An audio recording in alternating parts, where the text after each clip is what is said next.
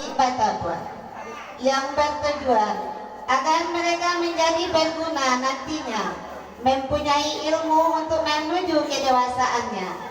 Berangkat dari tradisi keluarga ini, terciptalah sebuah tari kreasi yang digarap dengan 4 bagian.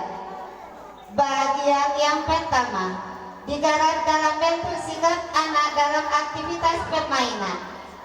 Bagian kedua muncul dalam pemikiran untuk mencari pengalaman dalam bidang memasak.